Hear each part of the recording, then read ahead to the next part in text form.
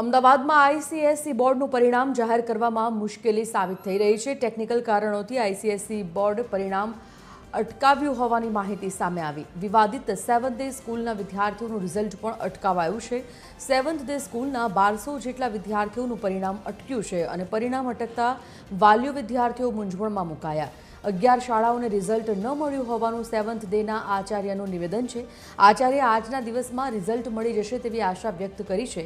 વાલીઓ અને આઈસીએસઈ બોર્ડ સાથે અમે સતત સંપર્કમાં હોવાનો તેઓએ દાવો કર્યો છે।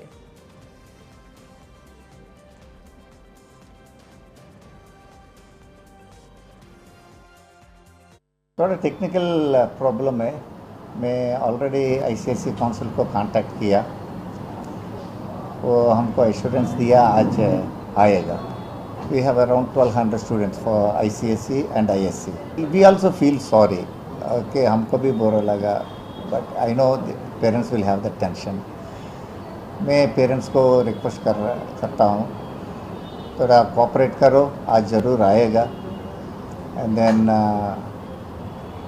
we need their cooperation। थोड़ा स्कूल से इवन महाराष्ट्र में भी नहीं आया, ओके, आंध्र प्रदेश में भी नहीं आया, ऐसा मालूम पड़ा। मैं थोड़ा स्कूल्स का इंक्वायर किया, थोड़ा डिले हुआ, थोड़ा टेक्निकल प्रॉब्लम से आज सेटल हो जाएगा।